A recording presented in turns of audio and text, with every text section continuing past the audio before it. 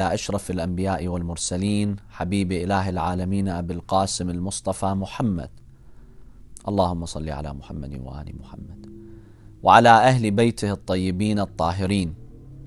Respected brothers and sisters, Assalamu alaikum wa rahmatullahi wa barakatuh. May Allah subhanahu wa ta'ala accept our deeds in this holy and blessed month of Ramadan.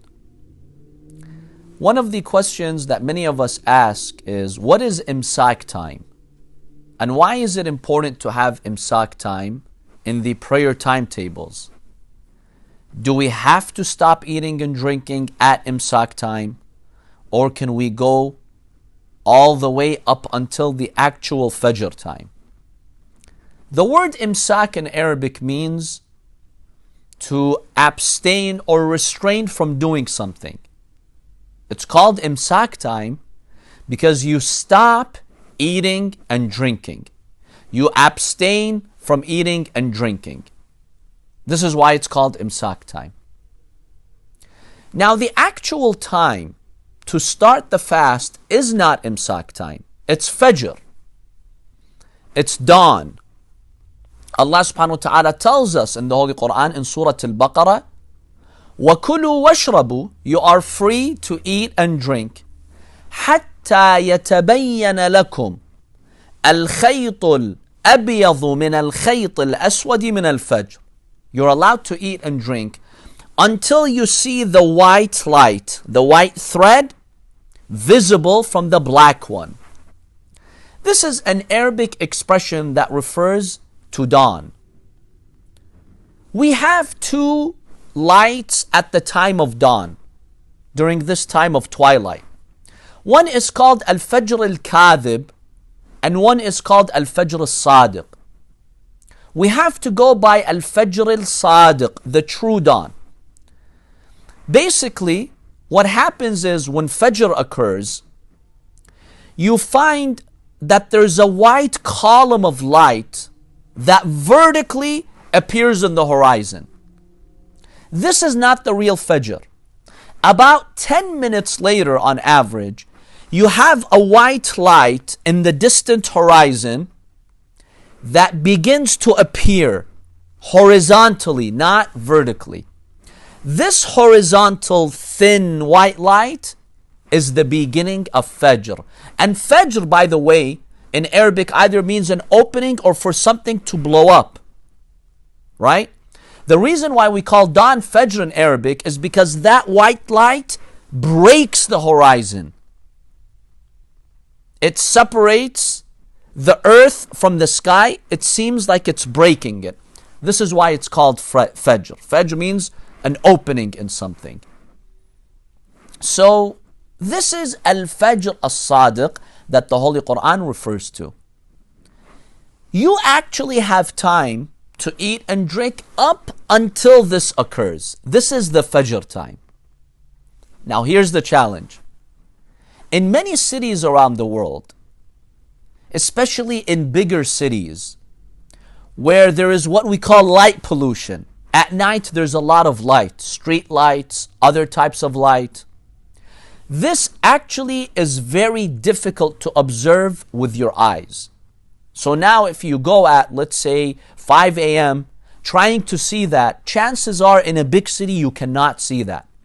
Yes, in remote areas, or especially in desert areas, where the visibility is better, you can see it. In the past, people could see it. They could identify the time of Fajr. It was clear to them. They were more connected to nature. These days we sit in our buildings not really having a clue what's happening outside in terms of nature and these timings.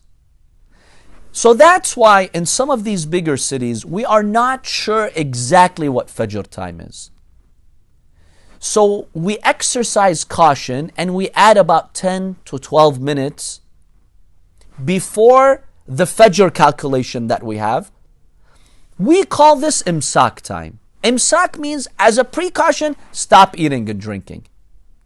You don't have to, but as a precaution, this would be a good time to stop eating and drinking so that you prepare yourself for the fast of that day. So that's the meaning of imsak. It's not mandatory, but it's highly recommended, my dear brothers and sisters, to observe the imsak time. If we had a way to know the exact fajr, we did not need the imsak time. But because there are different calculation methods, it's very difficult to verify this with our eyes due to the light that's scattered in the atmosphere these days, then we go by this imsak time. Now, are you allowed to pray at imsak time? No. Remember, you have to pray when you know definitely fajr has set in. So you cannot start your salah at imsak time. I've heard some people, they have this false assumption that at imsak time you start praying and at fajr time you start the fast. No. The fast and the salah, they start together at fajr time. So do not do your morning prayer at imsak time. Wait for the fajr time in order to do your salah. Yes, stop eating and drinking at imsak time as a precaution. Now, why are you allowed to keep eating and drinking until the actual time of fajr? Well, because we have a law in Islam called al-istishab. It's the law of continuity. Basically, what the law of continuity means, you do not negate certainty with doubt. Al-Imam al-Sadiq alayhi salam in a hadith, he says, لا تنقض اليقين بالشك. Do not negate certainty with doubt. You're certain that 10-15 minutes ago, right, it was night. Fajr had not set in. 30 minutes ago, you're sure it was night. Now you doubt, did the Fajr set in or no? You're not sure if Fajr set in. The law of continuity states, continue the previous state. Do not negate certainty that it was night with doubt that it became Fajr. So based on this principle, you're allowed to eat up until Fajr time. You are allowed Islamically to eat. However, it's not recommended to do so. Why? Here's the consequence. Imagine you did not stop eating and drinking up until the Fajr time. Later, one day you came to know that Fajr was actually before that. Instead of 5 a.m., Fajr was actually 4:55. Let's say, one day you discover that. Someone proves it to you through a calculation, or somehow you go outside, maybe in a lake area where you have more visibility. And when you check the actual Fajr, or someone checks it for you, you discover, you know what?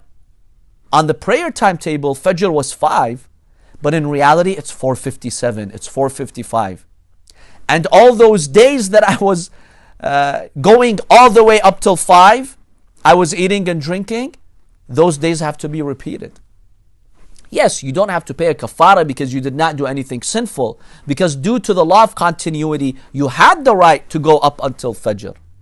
But the consequence is, if one day you discover that you were wrong with the timing, you have to make it up.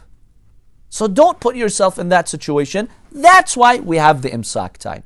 With the imsak time, as a precaution, we take about 10, 12 minutes, some people maybe 15 minutes. They stop before Fajr eating and drinking.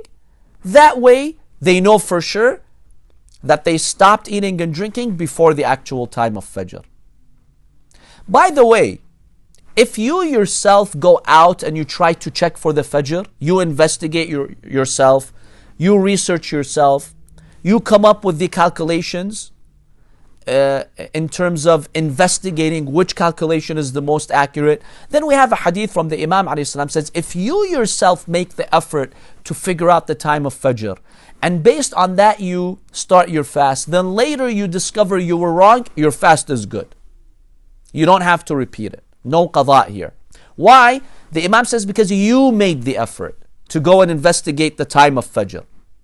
But if you're just relying on a prayer timetable or just a calculation by someone else, then you have to be cautious, my dear brothers and sisters. That's why I encourage everyone to stop eating and drinking at imsak time. And then 10-15 minutes later, you can do your morning prayer once you're confident that the time for Fajr has set in. One last point here about Fajr. There are some people who live in northern latitudes. like northern Canada, Alaska, northern Europe, Sweden, Finland. During the summer months, the Fajr is not discernible there because the night doesn't really get that dark. There is still, this level of light in the atmosphere. So you can't really see this, white light at the time of Fajr. Because as you get closer to the North Pole in the summer, there is no night. So if you get closer there, you will have a sunset. Maybe the night is 3-4 hours long, but it's not dark. So how do you identify the Fajr here?